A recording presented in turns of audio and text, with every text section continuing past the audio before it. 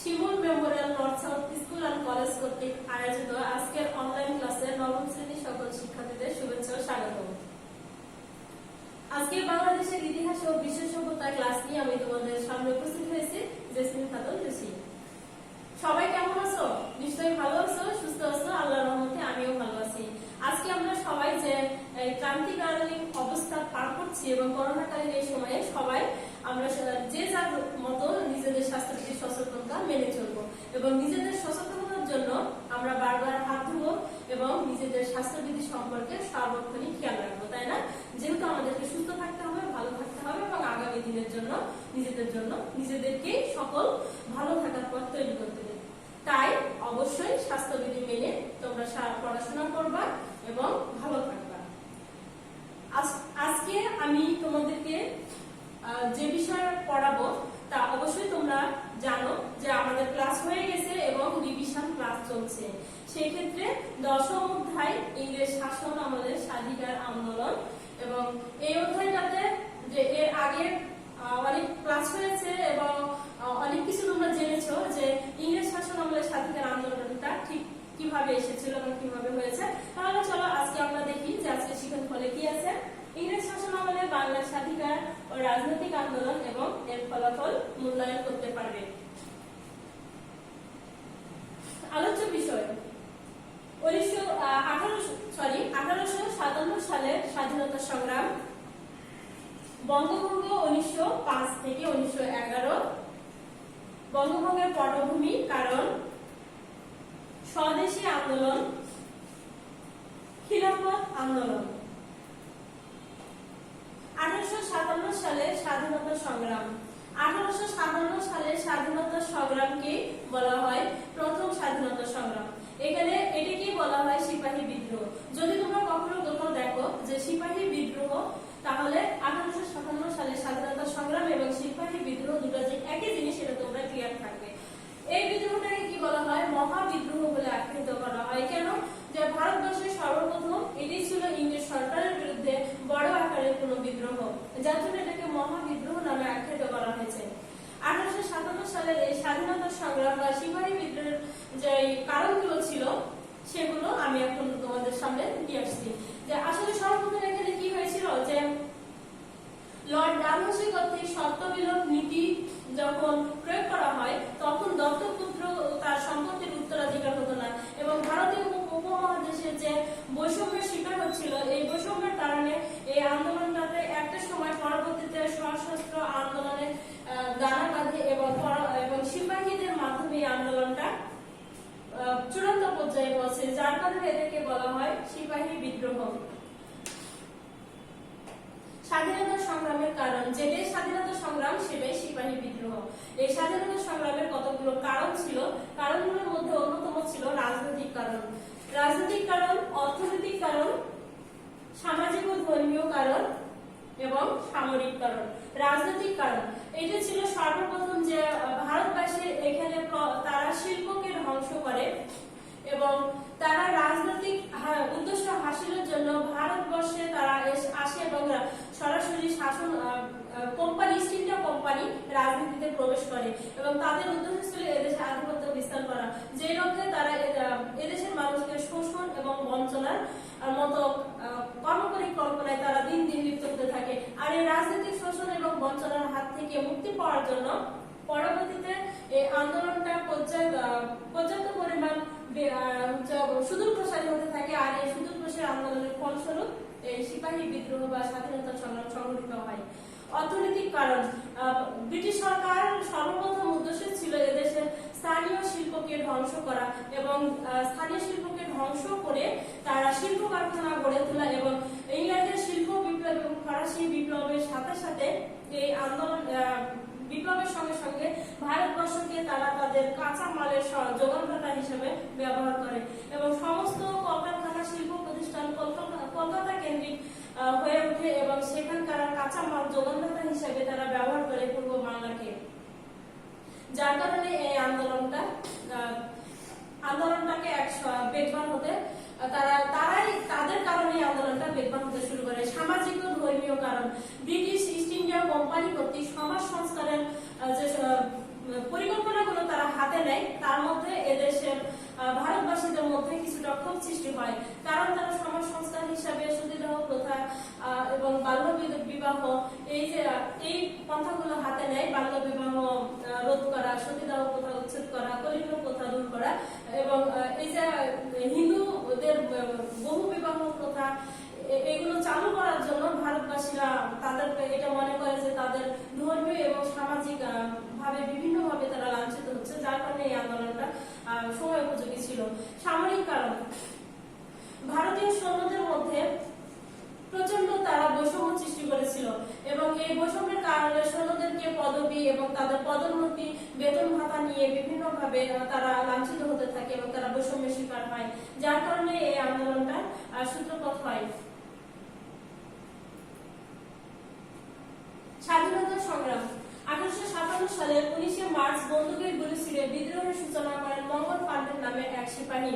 এখানে পশ্চিম বাংলার ব্যারাকপুরে সর্বপ্রথম এই বিদ্রোহের সূচনা হয় এবং সাথে সাথে এই বিদ্রোহ ঢাকা সহ রাজশাহী, চট্টগ্রাম, খুলনা বিভিন্ন জায়গায় একযোগে ছড়িয়ে পড়ে এবং এখানে দেখতে পাচ্ছ প্রথমে তোমরা ছবি, এটি ছিল সেই বিদ্রোহী সিপাহী মঙ্গল পাণ্ডে এবং এটা বিদ্রোহটা সংঘটিত হয়েছিল পশ্চিম বাংলার ব্যারাকপুরে এবং বিদ্রোহটা ঠিক যেভাবে পরিচালিত হয়েছিল তারপরে চিত্রে দেখা যাচ্ছে। তাহলে এইখানে সর্বপ্রথম মঙ্গল পাণ্ডের নামের এই সিপাহী যে বিদ্রোহ সূচনা করেন, এই বিদ্রোহের মাধ্যমে তারা এখানে বিদ্রোহ করার আরেকটা কারণ ছিল যে তার এখানে গুজব ছড়ানো হয় যে সৈন্যদের ব্যবহার করা হতো যে রাইফেল, এই এনফিল্ড নামের এক রাইফেল এবং এই রাইফেলে তারা গুজব ছড়ায় যে হিন্দু এবং মুসলমানদের ধর্ম হ্রাসের জন্য গরু ও শুকরের চর্বি মিশ্রিত আছে, যার কারণে তারা সৈন্যরা মনে করে যে উভয়েরই ধর্ম হ্রাসের কারণ এবং এই ধর্ম হ্রাসের আশঙ্কা থেকে এই বিদ্রোহটা চূড়ান্ত পর্যায়ে পৌঁছে। বিদ্রোহ সংঘটিত হওয়ার পর বিদ্রোহীরা দিল্লি দখল করে নেয় এবং দিল্লি দখল করার পর মুঘল সম্রাট দ্বিতীয় বাহাদুর শাহকে ভারতবর্ষের বাদশা বলে ঘোষণা করেন এবং যুদ্ধে যে ওতপ্রোতভাবে সহযোগিতা করেছিলেন ঝাঁসি রানী লক্ষ্মীবাঈ নানা সাহেব এবং যুদ্ধের পর এখানে এই সশস্ত্র বিদ্রোহ বা সিপাহী বিদ্রোহ এটা কিন্তু সফল হয় নাই। সফল না হলেও এই বিদ্রোহটার ফলাফল ছিল সুদূর প্রসারী। ঠিক যুদ্ধে কি হয়, ঝাঁসি রানী লক্ষ্মীবাঈ নিহত হন এবং নানা সাহেব অন্তর্ধান হন এবং দ্বিতীয় বাহাদুর শাহকে নির্বাসিত করা হয় এবং অন্যান্য সৈন্যদেরকে পাশে তোমরা যে দেখতে পাচ্ছ বাহাদুর শাহ পার্ক, এই বাহাদুর শাহ পার্কে ফাঁসির দড়িতে ঝুলিয়ে রেখে হত্যা করা হয় এবং এটা প্রকাশ্যে জনসম্মুখে উন্মুক্ত ছিল এবং এই বিদ্রোহের যে ফলাফল, এই ভয়াবহ কাণ্ড থেকে বিদ্রোহটা অনেকটা অস্তমিত গিয়েছিল এবং মানুষের মধ্যে একটা আতঙ্ক সৃষ্টি হয়। কিন্তু আতঙ্ক সৃষ্টি হলো এই বিদ্রোহটার ফলাফল ছিল ভারতবর্ষের অন্যান্য বিদ্রোহের জন্য একটা কি ছিল, সূচনা ছিল মাত্র এবং এর থেকে ভারতবাসীরা পরবর্তীতে আরো বিদ্রোহের অনুপ্রেরণা পায়। প্রথম স্বাধীনতা সংগ্রামের গুরুত্ব, ভারতবর্ষে এই প্রথম স্বাধীনতা সংগ্রাম সফল না হলে এর গুরুত্ব ছিল অনেক এবং এটা অনেক গুরুত্বপূর্ণ পরিচয় বহন করে। ঠিক এভাবে যে কোম্পানি শাসনের অবসান হয় এই বিদ্রোহের মাধ্যমে, এই বিদ্রোহের মাধ্যমে ইস্ট ইন্ডিয়া কোম্পানি নিজের হাতে শাসনভার তুলে নেয় এবং ব্রিটিশ সরকার সরাসরি নিজ হাতে শাসন গ্রহণ করে নেন এবং তিনি সত্যবিলোপ নীতি বাতিল করেন। এবং তাহলে এখানে কোশ্চেন আছে যে সত্যবিলোপ নীতি প্রয়োগ করেন কে? লর্ড ডালহৌসি। এবং তখন ব্রিটিশ সরকার ক্ষমতায় কে ছিলেন? মহারানী ভিক্টোরিয়া। তাহলে সত্যবিলোপ নীতি বাতিল করা হয় এই স্বাধীনতা সংগ্রামের পর এবং এই বিদ্রোহের যে গুরুত্ব ছিল সত্যবিলোপ নীতিটা বাতিল করেন কে? মহারানী ভিক্টোরিয়া। এবং এই বিদ্রোহের পর ভারতীয়দের যোগ্যতা অনুযায়ী তাদেরকে চাকরি প্রদান করা হয় এবং নিজ নিজ ধর্মীয় স্বাধীনতা নিশ্চিত করা হয় এবং কারো ধর্মের ব্যাপারে কারো কোনো হস্তক্ষেপ করা হয় না, এই স্বাধীনতাটা তাদেরকে নিশ্চয়তা দেওয়া হয়। বঙ্গভঙ্গ 1905 সাল। 1905 সালে বাংলাকে ভাগ করেন লর্ড কার্জন এবং বাংলাকে ভাগ করার পিছনে লর্ড কার্জন যে চুক্তি দাঁড় করিয়েছিলেন, তিনি বঙ্গভঙ্গের যে পটভূমিকা তৈরি করেছিলেন তা ছিল সুদূর প্রসারী এবং সর্বপ্রথম এটা কি ছিল? বাংলা, বিহার, উড়িষ্যা, মধ্যপ্রদেশ এবং আসাম নিয়ে সব ছিল এই ভারতীয় প্রদেশ বা মধ্যপ্রদেশ। এটাকে বলা হতো, অনেক আয়তনে ছিল অনেক বৃহৎ এবং এটাকে ছিল বৃহৎ হওয়ার কারণে এটাকে বলা হতো প্রেসিডেন্সি। এই প্রেসিডেন্সির আয়তন অনেক বড় হওয়ার কারণে লর্ড কার্জন মনে করেন একটি প্রশাসনিক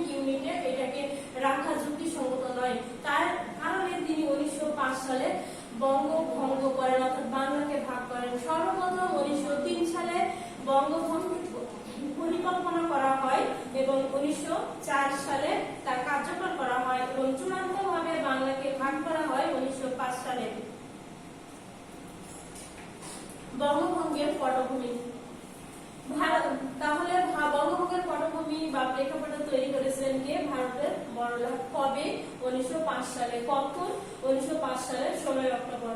এবং 16 অক্টোবর তিনি যে বাংলাকে ভাগ করেন, ইতিহাসে এটাকে বলা হতো বঙ্গভঙ্গ বা এটাই বঙ্গভঙ্গ নামে পরিচিত। বঙ্গভঙ্গের কারণ।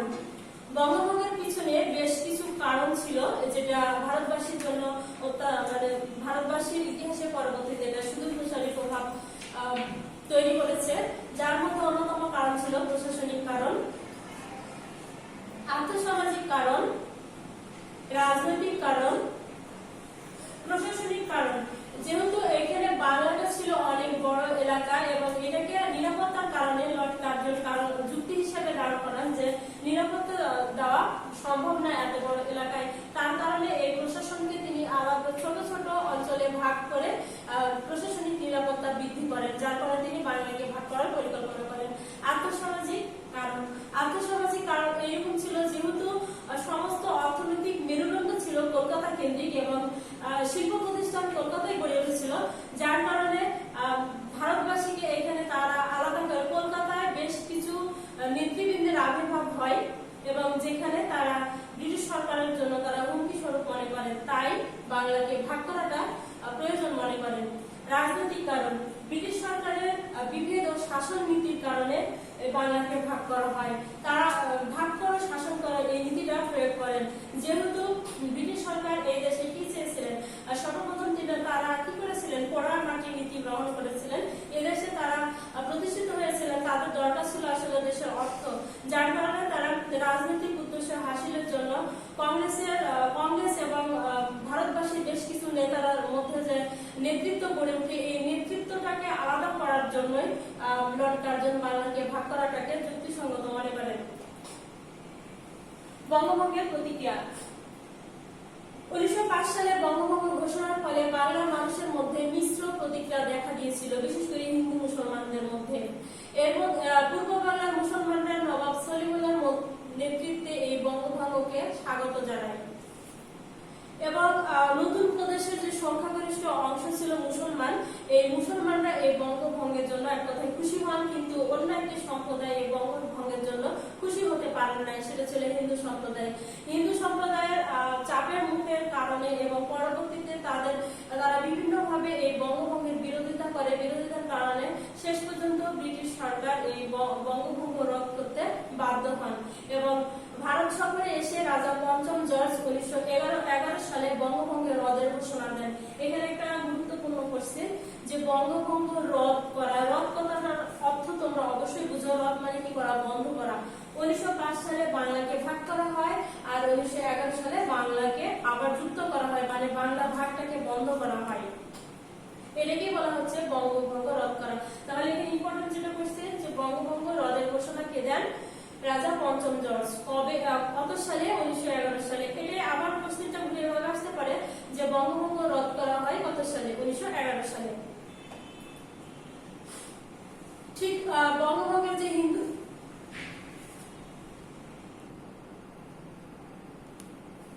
আচ্ছা সুপ্রিয় শিক্ষার্থীবৃন্দরা, কি বলেছিলাম তাহলে যে বঙ্গভঙ্গের কারণ দেখলাম, বঙ্গভঙ্গের আমরা ইতিহাস দেখলাম এবং হিন্দু এই বঙ্গভঙ্গকে একই সম্প্রদায়ে খুশি হতে পারেনি, সেটা কারা? হিন্দু সম্প্রদায়। তাহলে বঙ্গভঙ্গের বিরোধিতা করেছিল কোন সম্প্রদায়? হিন্দু সম্প্রদায়। এখানে দেখো স্ক্রিনে একটা ছবি দেখতে পাচ্ছ, উপরে কি লেখা আছে? সুরেন্দ্রনাথ ব্যানার্জি। এই সুরেন্দ্রনাথ ব্যানার্জি বঙ্গভঙ্গকে জাতীয় দুর্যোগ বলে আখ্যায়িত করেন। ব্রিটিশ সরকার আন্দোলনকারীদের দমন করতে না পেরে এবং প্রবল আন্দোলনের মুখে এবং শেষ পর্যন্ত 1911 সালে বঙ্গভঙ্গ রহিত করেন। স্বদেশী আন্দোলন।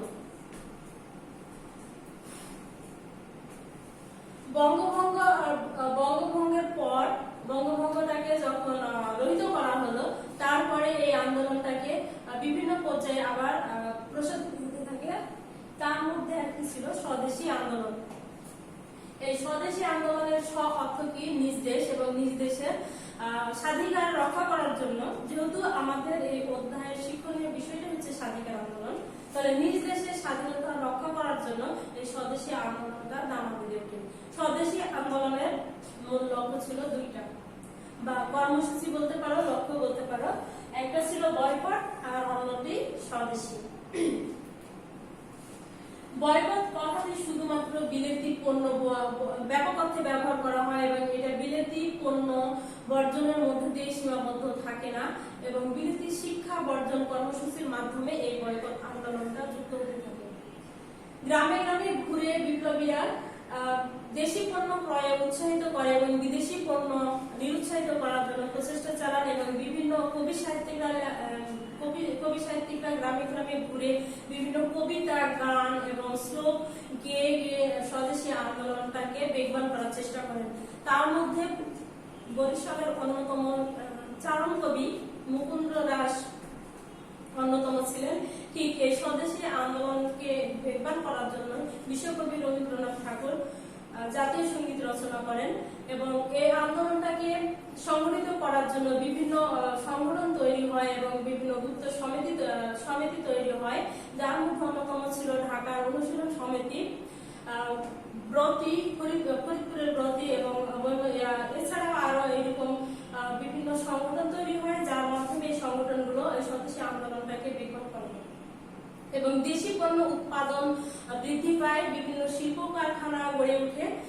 তার মধ্যে এখানে দেখো যে দেশি উৎপাদন বৃদ্ধি পাওয়া, এখানে কি হচ্ছে, বিভিন্ন কারখানায় উৎপাদন হচ্ছে, এবং পাশের যে ছবিটা দেখতে পাচ্ছ এখানে যে আমি পূর্বে বলেছি যে বিলেতি পণ্য বর্জন, তাহলে এখানে দেখতেই তোমরা পাচ্ছ যে বিলেতি পণ্য ফুরিয়ে ফেলা হচ্ছে, অর্থাৎ দেশি পণ্য ক্রয় করার জন্য উৎসাহিত করা হচ্ছে, বিলেতি পণ্যকে নিরুৎসাহিত করার জন্য এই আন্দোলনটাকে বেগবান করা হচ্ছে।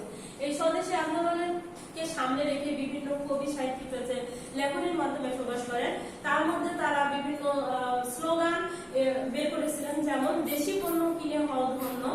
এছাড়া ছিল এরকম ছিল স্লোগান বের করেন যে চমচম টমটম গজালের বন, টাঙ্গাইল শাড়িটার গর্বের ধন। ঠিক এই স্লোগানগুলোর মাধ্যমে কবি সাহিত্যিকরা গ্রামে গঞ্জে ঘুরে ঘুরে এই দেশি পণ্য উৎপাদন এবং বিদেশি পণ্যকে এড়িয়ে যাওয়ার জন্য তারা এই আন্দোলনটাকে বেগবান করার চেষ্টা করেন। স্বদেশী আন্দোলনের পক্ষে গণসমর্থন বাড়ানোর লক্ষ্যে বাংলায় জেলায় জেলায় বিভিন্ন যে সংগঠন প্রতিষ্ঠা করা হয়েছিল, এবং এর মধ্যে সংগঠনগুলোর নাম আমি ইতিপূর্বে বলে দিয়েছি। ঢাকার অনুশীলন সমিতি, কলকাতার যুগান্তর ছিল, বরিশালের সমিতির নাম কি ছিল, স্বদেশী বান্ধব, আর ফরিদপুরের সমিতির নাম ছিল ব্রতি, ময়মনসিংহের সাধনা। এগুলো নাম তোমরা মুখস্থ রাখবে। এই স্বদেশী আন্দোলনকে সামনে রেখেই পরবর্তীতে বিখ্যাত টাটা কোম্পানি এবং শিল্প প্রতিষ্ঠান বেঙ্গল কেমিক্যাল কোম্পানি প্রতিষ্ঠিত হয়, এবং টাটা কোম্পানি 1910 সালে কারখানা স্থাপন করে। স্বদেশী আন্দোলনের সব থেকে হতাশার যে দিকটা ছিল সেটা ছিল হিন্দু মুসলমানের সম্প্রীতিপূর্ণ সম্পর্ক ফাটল ধরে এই আন্দোলনের মাধ্যমে, যা শেষ পর্যন্ত 1947 সালে দেশ ভাগের মধ্যে দিয়ে শেষ হয়ে যায়। এখানে তোমরা একটা ছবি দেখতে পাচ্ছ, খিলাফত মুভমেন্ট। খিলাফত মুভমেন্ট মানে খিলাফত আন্দোলন। বাংলায় শুরু হয় খিলাফত আন্দোলন। এই স্বদেশী আন্দোলন থেমে যাওয়ার পর স্বদেশী আন্দোলনটা আসলে সফল হয় নাই, আসলে এবং বিচ্ছিন্নভাবে এই আন্দোলনটা চলতে থাকে, যার কারণে খিলাফত এর আন্দোলনের হাত ধরে চলে আসে খিলাফত আন্দোলন। খিলাফত কথাটি আসে আসলে কি, যে ইসলামী স্বায়ত্তশাসনকে রক্ষা করার জন্য, অর্থাৎ মুসলিম বিশ্বের ইসলামকে প্রতিষ্ঠিত করার জন্য এই আন্দোলনটা আসলে শুরু হয়। খিলাফত আন্দোলনের কারণ, তুরস্কের খলিফাকে ভারতবাসী বা মুসলিম বিশ্বের ভারতবর্ষের মুসলমানরা কি মনে করতো, মুসলিম জাহানের খলিফা মনে করতো, যার কারণে তুরস্কের খলিফার মানমর্যাদা তাদের কাছে অনেক ছিল। এই মানমর্যাদা রক্ষা করার জন্যই তারা এই আন্দোলন, খিলাফত নামে এই আন্দোলনটা গড়ে তোলে। এখানে কারণ ছিল যে খিলাফত এবং অসহযোগ আন্দোলনের একসাথে দানা বেঁধে উঠে। এই খিলাফত এবং অসহযোগ আন্দোলনের কারণটা ঠিক এভাবে ছিল যে ইংরেজ প্রতিপক্ষ জার্মানি এবং দ্বিতীয় বিশ্বযুদ্ধের মধ্যে জার্মানি এবং এখানে ছিল যে তুরস্ক জার্মানির পক্ষে অবলম্বন করে বিশ্বযুদ্ধে, যার কারণে ভারতবাসী যেহেতু রাজনৈতিক দিক থেকে ইংরেজ সরকারের কাছে অনুগত থাকতে বাধ্য, আর অন্যদিকে তারা মুসলিম জাহানের খলিফা তুরস্কের খলিফাকে তারা অত্যন্ত মর্যাদা করে এবং খলিফার অক্ষমতা রক্ষা করার জন্য তারা খলিফার প্রতি তাদের দুর্বলতা ছিল, যার কারণে তাদের ভারতবাসীর শর্ত ছিল যে তারা ইংরেজদেরকে ব্রিটিশদের পক্ষ অবলম্বন করবে, কিন্তু যুদ্ধ হেরে গেলে খলিফার কোনো ক্ষতি করবে না ব্রিটিশ সরকার। এই মর্মে ভারতবাসী তারা এইখানে ইংরেজ সরকারকে সমর্থন করে। কিন্তু যুদ্ধে কি হয়, দুর্ভাগ্যবশত কারণে জার্মানি হেরে যায় এবং জার্মানি হেরে যাওয়ার কারণে যুদ্ধের যেহেতু 1920 সালে সেভার্স নামে চুক্তি স্বাক্ষরিত হয় এবং যুদ্ধ হেরে গেলে এখানে হেরে যাওয়ার কারণে যে শাস্তির ব্যবস্থা ছিল সেই অনুযায়ী তুরস্ককে খণ্ড বিখণ্ড করে দেওয়া হয়। আর এই তুরস্ককে খণ্ড বিখণ্ড করে দেওয়াটাকে কি ছিল, ভারতবর্ষ মনে করতো যে খলিফার মান মর্যাদাকে হানি করা হচ্ছে, যার কারণে এই আন্দোলনকে বাংলায় এই আন্দোলনটা গড়ে ওঠে। এই আন্দোলনের নেতৃত্ব দেন দুই ভাই মাওলানা মোহাম্মদ আলী এবং মাওলানা শওকত আলী। বাংলায় খিলাফত আন্দোলন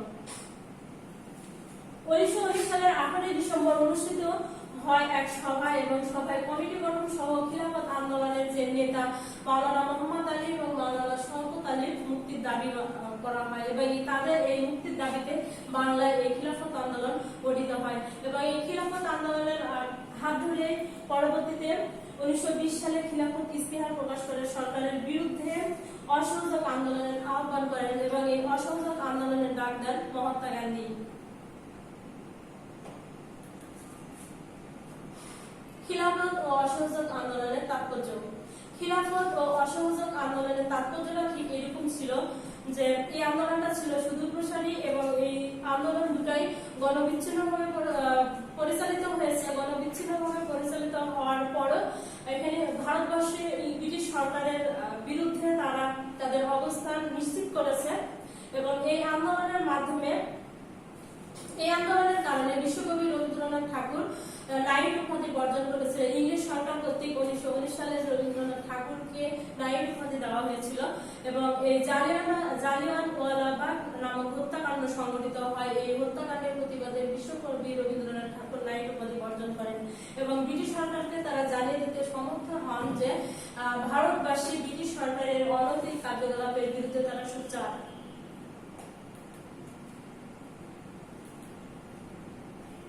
কত সালে আজকের মতো আলোচনা এ পর্যন্ত শেষ ছিল। আমি সরাসরি এখন চলে যাচ্ছি মূল্যায়নে এবং এইখানে গুরুত্বপূর্ণ কিছু কোশ্চেন ছিল যেগুলো তোমরা মনোযোগ সহকারে আয়ত্ত নিতে পেরেছো কিনা। কত সালে খিলাফত ইস্তিহার প্রকাশ করা হয়? খিলাফত ইস্তিহার প্রকাশ করা হয় 1920 সালে। কত সালে বঙ্গভঙ্গ রদ করা হয়? 1911 সালে বঙ্গভঙ্গ রদ করা হয়। স্বদেশী আন্দোলনের মূল কর্মসূচি ছিল কয়টি? স্বদেশী আন্দোলনের মূল কর্মসূচি ছিল 2টি। ব্রিটিশ ভারতে কে অসহযোগ আন্দোলনের ডাক দেন? ব্রিটিশ ভারতে মহাত্মা গান্ধী অসহযোগ আন্দোলনের ডাক দেন। বঙ্গভঙ্গের প্রতিবাদে কোন আন্দোলন গড়ে ওঠে? বঙ্গভঙ্গের প্রতিবাদে স্বদেশী আন্দোলন গড়ে ওঠে। আগামী দিন রিভিশন টপ লিস্ট 1 নেওয়া হবে পড়া 10ম অধ্যায় আলোচ্য অংশ। সবাই রিভিশন টপ লিস্টের জন্য ভালোভাবে অধ্যায়টা চর্চা করবে এবং সবাই সুন্দরভাবে পড়াশোনা করে আগামী দিন টপ লিস্টের জন্য প্রস্তুতি নেবে। আগামী ক্লাস দেখার আমন্ত্রণ জানিয়ে আজকের মতো এখানেই শেষ করছি। ধন্যবাদ সকলকে, ভালো থাকবেন।